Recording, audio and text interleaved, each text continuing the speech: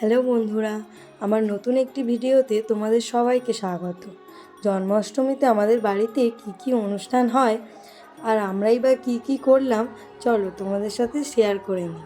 দেখতেই পাচ্ছ কি সুন্দর আমাদের এই ছোট্ট গোপাল আর গিরিধারী সেজে গুজে একদম রেডি হয়ে বসে আছে।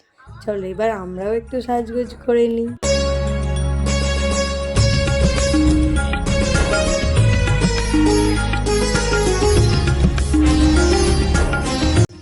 তো আমি আর বৌদি ঠিক করলাম আমরা একটু ঘাগরা পরি। তো আমরা যাই হোক রেডি হয়ে ঠাকুর ঘরে চলে আসলাম। তারপর ঠিক রাত 12টায় ঠাকুরের অভিষেক শুরু হলো।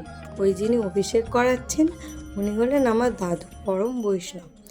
যাই হোক অভিষেক হয়ে গেল খুব সুন্দর করে ঘি, মধু, দুধ দিয়ে। এরপর একের পর এক যারা বৈষ্ণব ছিলেন সবাই মিলে মাথায় দুধ, দই ইত্যাদি ঢাললেন।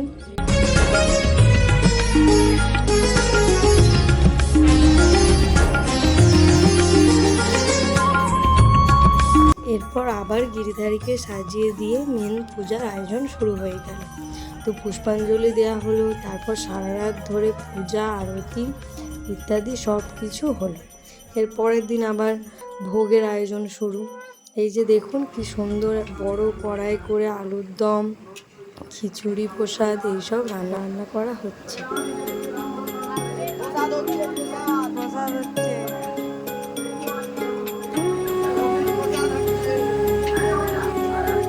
এদিকে আলুর দম, ওদিকে হচ্ছে ভোগ, হচ্ছে খিচুড়ি ভোগ।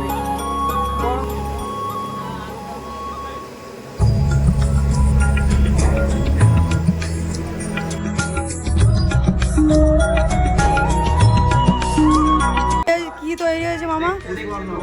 পুষ্পান্ন ঠাকুরের ভোগের জন্য। যে সমস্ত ভক্তরা বাড়িতে এসে প্রসাদ নিতে পারবে না তাদের জন্য এই পার্সেলের ব্যবস্থা করা হয়। তাদের জন্য খিচুড়ি, আলুর দম, পরমান্ন সব কিছুই এই পার্সেলে করে তাদের বাড়িতে পৌঁছে দেয় আমার নিজের মেজো মামা।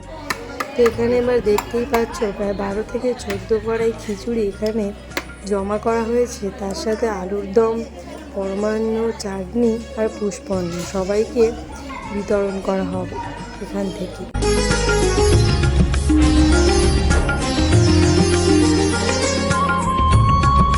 ভোগের দিন দুপুরবেলা ভগবানকে সমস্ত রকমের রান্নাবান্না করে আরতির পর তবেই ভোগ বিতরণ শুরু হয়। আর এই যে হলো আমার দিদির ছোটো থেকেই নিরামিষ খায়। তো এখানে দেখো এবার ভোগ বিতরণ শুরু হয়ে গিয়েছে। প্রায় 800 থেকে 900 জন ভক্ত প্রায় প্রতি বছরই এখানে প্রসাদ পেতে আসেন এবং প্রতি বছর ভক্তি ভরে তারা প্রসাদ গ্রহণ করেন।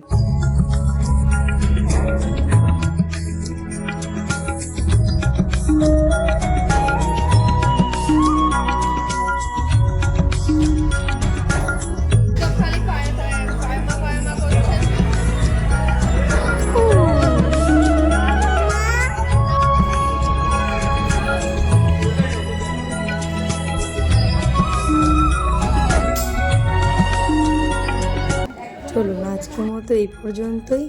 এই ব্লগটা রাধে রাধে বলে শেষ করা যাক। পরের একটি ভিডিওতে অবশ্যই দেখা হবে। টাটা।